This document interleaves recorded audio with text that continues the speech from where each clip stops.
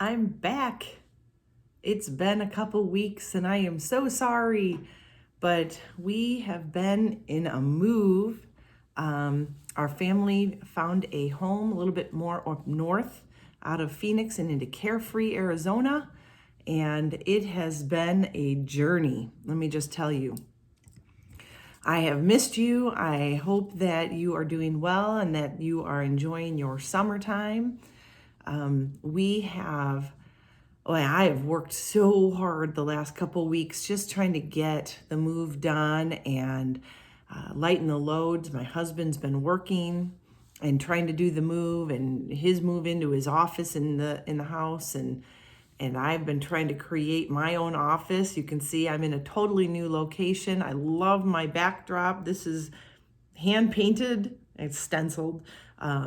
I didn't do it. There was no way I would have gotten that done in the last 2 weeks. I just barely got the boxes unpacked, but I am back, baby. And I have missed talking with you and sharing with you.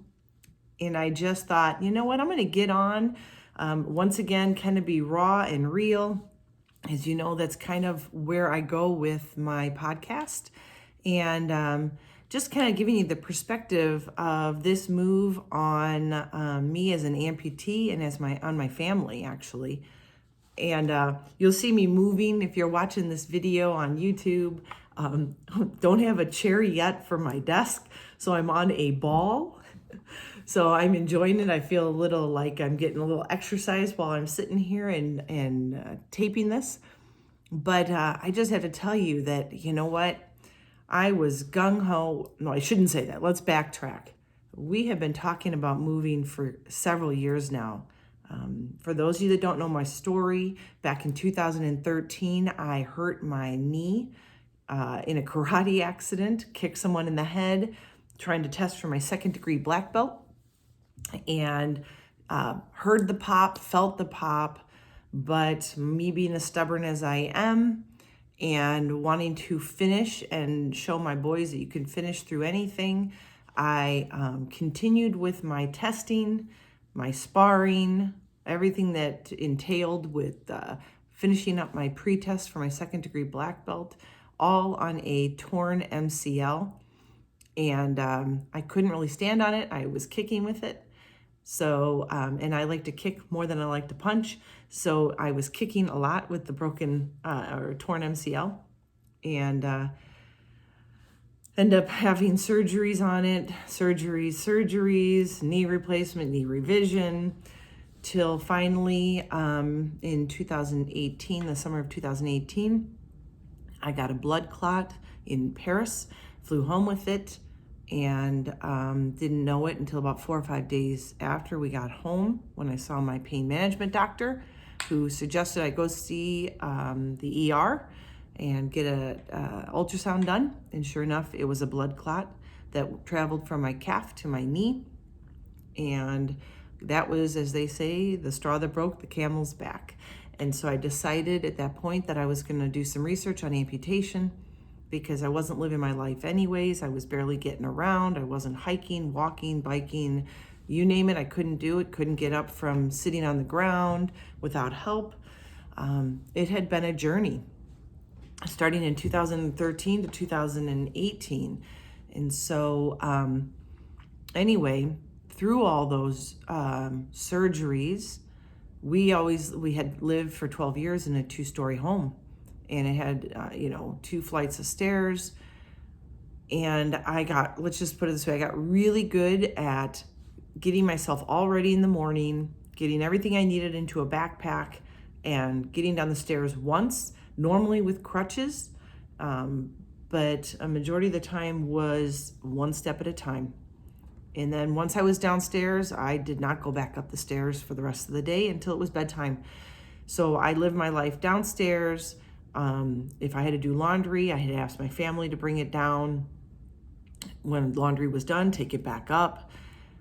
It was a royal pain. And so when I was during certain surgeries, there were times where I was stuck in bed and on a machine that would bend my leg throughout the day, and I'd have to be on it for hours. And so there was times where when I was homeschooling my kids, that we would just homeschool in my bed.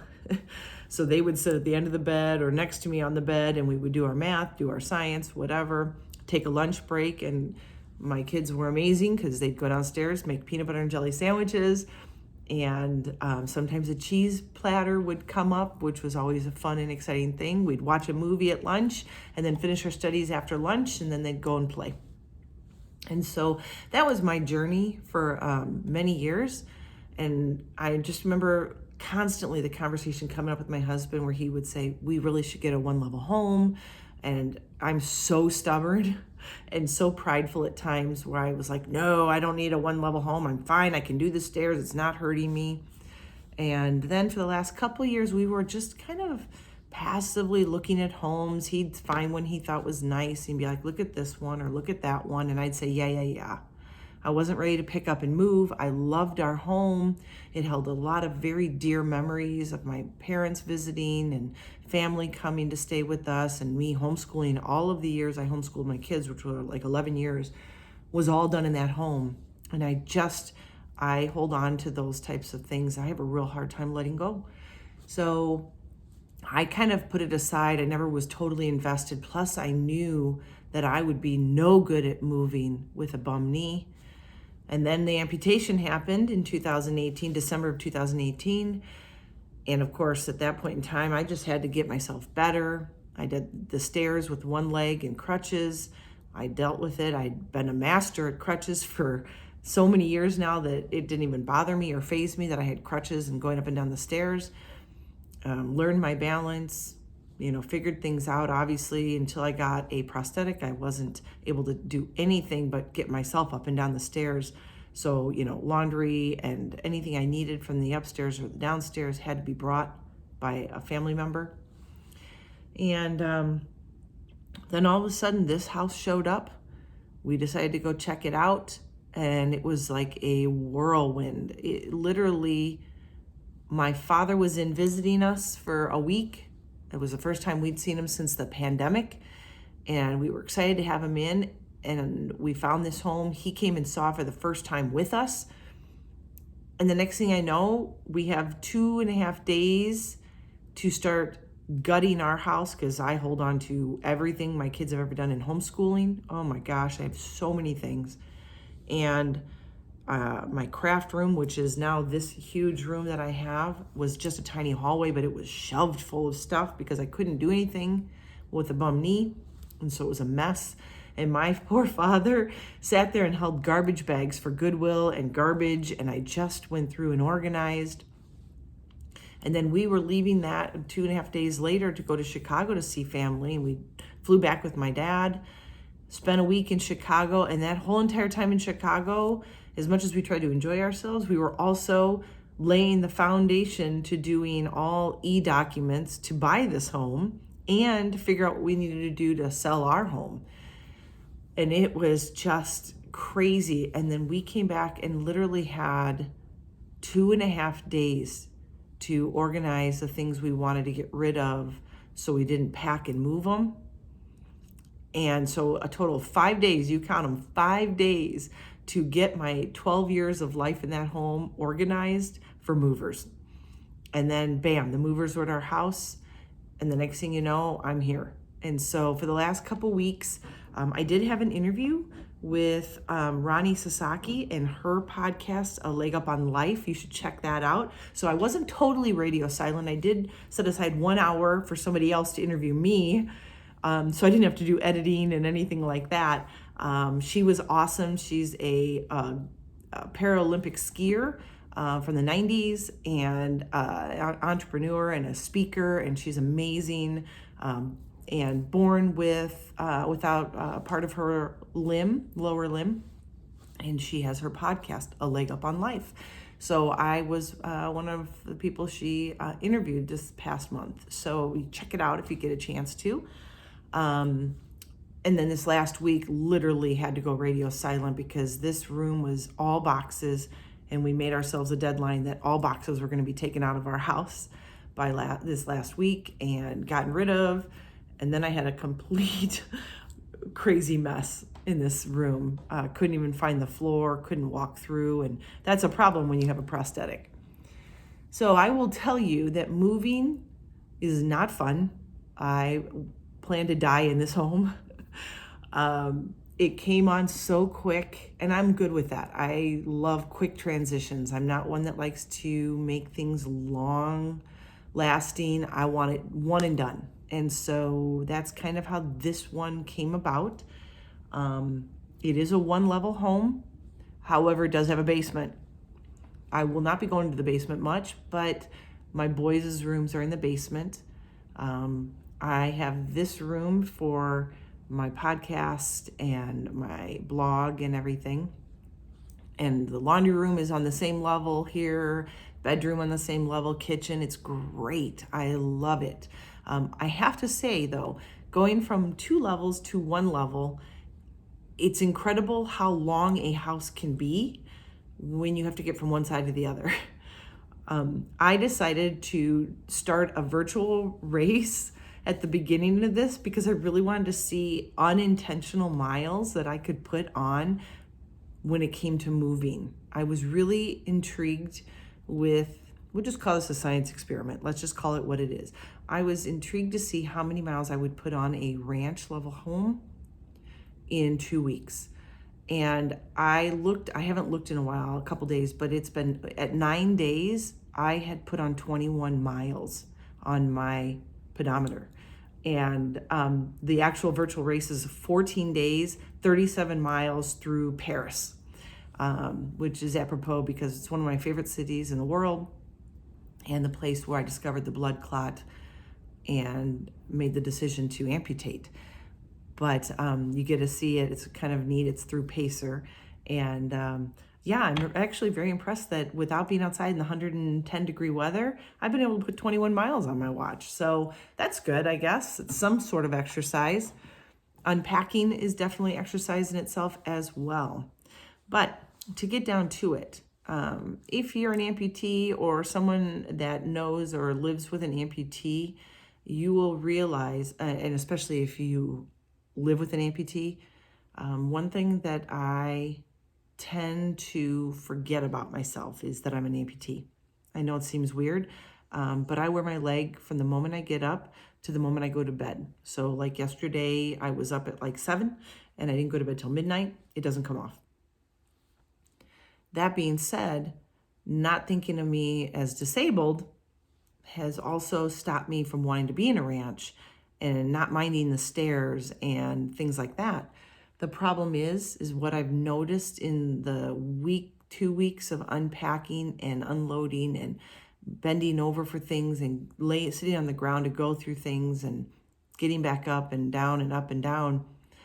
My good hip, my good knee have really taken a hit. It has been physically challenging.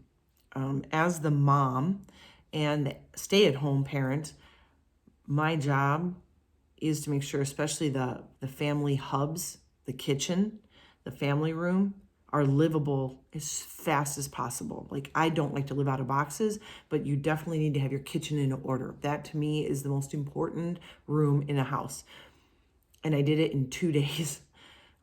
We had a lot of boxes, and I have to tell you that what I've told people is I did 2 solid days, morning to late evening till 2 in the morning. The last day was 2 in the morning of nonstop work, barely even ate. Actually lost some weight doing nothing but inside the house stuff. But the third day of trying to get up and get moving and realizing my kitchen was done, my body went on strike. Like it said no more. And I had to listen. As much as I just wanted everything to be done, the voice in my head was saying, your body's done. You need a break. You need to stop. And that was hard because the first day was like, okay, I'm just going to sit and relax and enjoy this house we've just bought. And then the other side of me the next day was, all right, let's get going. And then the voice inside of me was like, another day wouldn't be bad. Let's take a second day and recuperate. It took me several days to bounce back from 2 hard days of unpacking. And so, I had several friends reach out to me going, hey, we'd love to come over. We'll help you. We can unpack. Whatever you need us to do. But unpacking to me is very personal. And for me, I went through a lot of stuff and said, you know what? I just got to get rid of this. I don't need this. We don't need this. This is excess. Let's just Goodwill this, or let's get rid of this. I know someone who wants this, whatever. When you have someone at your house that doesn't know that, that kind of process can be kind of painful. And I don't like to do that to my friends. But if you're an amputee, find somebody that will come. And I would say the best thing you can do is at least have them bending over, unpacking, and putting stuff up on a counter at least. Because for me, my hip is so sore now after a couple weeks of bending over, getting stuff out of boxes. And some of those boxes are huge and have 20 or 30 items wrapped in paper, like all our wine glasses. Oh my gosh. I'm like, we have way too many. At this point, you want to just start throwing things away because you just don't want to have to unpack anymore, which obviously is not good, but it's one way to thin the herd, right? So I would suggest definitely getting some sort of help, even if it's just unpacking. And I know this is me saying this because I didn't even take my own advice, but if I were to be that kind of person, I would definitely ask my friends, hey, yeah, let's come over. I'll get you a glass of wine at the end of the day. Let's just do this. And instead, it was therapy for me, just go through my stuff, see what I have, understand what I have, and take it in strides. Like if you get so many things unpacked, then you don't know what to do with it. That's what happened in this room. I unpacked and unpacked just to get rid of the boxes. And then I didn't even know where to start. It was almost to the point where there was a couple days that I just welled up in tears and walked away because I just didn't know where to begin. It was so crowded in here. And now I'm so proud of myself. My desk is clean. I can do my podcast in here, and I love my backdrop. It's so exciting. And I'm just so excited for what the future holds now that I have my own space where I can shut my door. My poor boys used to have to, in our old house, I'd have to tell them, I'm doing my podcast. I need an hour where you're not walking behind me or talking or making the dog bark. I can't have any background noise. And so they would sit downstairs and wait, but I was right where they would game, or they'd have to go past me to get to their room, and you'd hear them thump, thump, thump, thumping. And so I was like, you can't be up here. You can't be anywhere. It doesn't matter if you tippy toe. I don't want you. I don't want a door shutting. I don't want anything. So now I finally have my own room. I'm so excited. And I'm excited to be back. It's like, oh, I'm back to normal, back to relaxed. Not everything is unpacked here. Nothing is hanging on our walls. My walls are bare. I have pictures on the floor all around me here that I want to get hung. Probably nothing behind me, but I've got white walls on the other 3 walls. This is my only wall that's actually painted. And then out in the kitchen and everything, like you can't even see our kitchen table because there's just stuff, decorations. I haven't put any decorations out. It's just been all the bare minimum. Everything's put away where it needs to be put away. So as an amputee, moving, I know this is going to be great for the long term, but I have to tell you that this moving is tough. I mean, it's exhausting anyways, but having a full leg amputee prosthetic is really hard. I can't bend over very easily, and there's a few times I've gotten on the ground and not been able to get back up. And, I've tried to take time for myself, but really time for myself meant I was done for the day and I would just crash and burn in bed and then wake up and you're like, okay, another day. Awesome. I can't wait to, yay. And then you start finding things that you can do that have nothing to do with your home. You're like, maybe I'll go outside and check on the pool, or, I need to run to Walgreens for something, or, grocery store, Starbucks, just get out of the house. Which, obviously is good for the mental health side of this whole journey. But like I said, it's great to be back. I'm looking forward to new adventures and just speaking more and doing things. We've got some new avenues open, and I'm excited to say that I've just started writing for a magazine, and I'll let you know when that stuff becomes available. It is not being taken from my blog like it has been, but actual articles specific to the magazine, which I will be able to share once they've posted it, but they have the rights to it. So I'm really excited about that. And I'm in the midst of my personal training certification because I really want to be able to reach out and help some of you live your best life and empower you to be healthy internally, mentally, physically. And so there's some big things on the horizon. And this next year, my youngest son, is going to start his senior year in high school as a full-time student. So it'll be my first year of not homeschooling, which is sad but exciting at the same time because it is just another chapter that is a part of the journey. Yeah, and I'm feeling so blessed with the life that our family has been able to live and how hard my husband has worked for us to be able to do the things we get to do and places we've gone, and being able to live in such a beautiful home in such a beautiful location. I have to say that Carefree, Arizona sounds just like it sounds. It's carefree.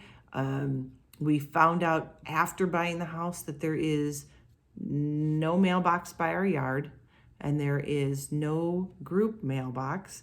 We are living in such a small town that we have to go to the post office every day for mail. We had no idea that we were getting into that, so that's fun. Trying to tell people what the address is to send a letter or to send a package, 2 different addresses. So that's a new thing for us. But I have to say, I love the small town feel. Going to the local grocer or meat market, everybody's so friendly and just always smiling and happy and talking to you. And I've already made tons of friends in the grocery store and with the grocer. And there's just so many little things here. Just looking at the roads, the road names. One road is Nonchalant Road. Yes, Nonchalant. And there's another, we're off of Bloody Basin. Nothing like a Southwest name to make you smile as you drive in and out of your community. But like I said, I've been absent, and I'm so sorry that it has been a while. I am so excited to say that I am back, baby, and looking forward to future podcasts and hearing from you. I had a couple people reach out to me saying they missed me. I'm back. I'm so sorry that I was gone for a couple weeks. I did my best I could 3 weeks ago with getting a very echoey. If you heard that one, the last podcast I did was in an empty kitchen. We hadn't officially moved in, but we had closed on this house, and I was here alone, just getting some things figured out, and no one was with me, so I did my post straight from my kitchen countertop, standing, because we really didn't even have chairs here or anything. And it was really echoey because when there's no furniture in a house, no carpets, nothing, no rugs, it was really echoey. So I hope it was okay quality. I literally recorded it and posted it because I just didn't have a lot of time, but I wanted to reach out to you. What I would say, and with my podcast, I always like to do a call to action. And I realized that the last podcast, I didn't do one because I was just so trying to get something out there and let you know why I was going to be radio silent that I totally forgot to add a call to action. And I think it's really important because I think when you are just trying to help people, sometimes we all just need that special little nudge that gets us to be an active participant in our life versus just a passive one listening to a podcast. I don't want you just to listen to me or watch me. I want you to do something when we're not together. And I thought, I usually do something obviously for empowering you to help yourself. And this week obviously is no different. So my call to action to you this week, and I literally am speaking to me when I say this, and as soon as I get done with this and I post this, this is what I'm going to do. I want you to spend time for you. I know it's so easy to say that, and I know it seems really basic, but sometimes we all need to be told that it's okay to do something for yourself. And so I'm giving you permission. This is me giving you permission to do something for yourself. Go and rest. It's good for your mental health. And when your mental health is strong, you can tackle anything. If you are feeling run down, exhausted, maybe you haven't moved like I have, but maybe you're going through a medical ailment, maybe you're going through a relationship issue, maybe you're feeling horrible because it's, for like me here, it's so hot that you just haven't had your normal exercise routine because it's just, the heat's zapped it out of you, which tends to happen here in Arizona. The heat just drags it out of you. If I go outside for a couple minutes, I'm like, ugh, I don't even want to go for a walk. Even first thing in the morning, it just is so draining. But if you have a place to go and cool off in a pool, or maybe take a cold shower, or just put your feet up and grab a glass of wine, or maybe you're not a wine person, maybe you're a beer person, or maybe you just like a coffee or a tea. Great time for a nice tea in the middle of summer. Make some sun tea. I made some sun tea the other day. I haven't done that in so long, but my new fridge has a big enough shelf that I was able to put my big jar in the fridge. And fresh, cold sun tea that my mom used to make is awesome. Do something for you. Recharge your batteries, and tell yourself it's okay. You know what? Everybody's on a journey. Everybody is struggling with something. Forgive yourself for pushing too hard and let your body recover. You can't be good for you or your family or your friends or the people you maybe meet on the street or the grocery store if you're snapping at people because you just can't process anything anymore because you're so run down.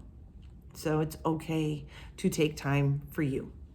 And always, and some days, like, I had to forgive myself.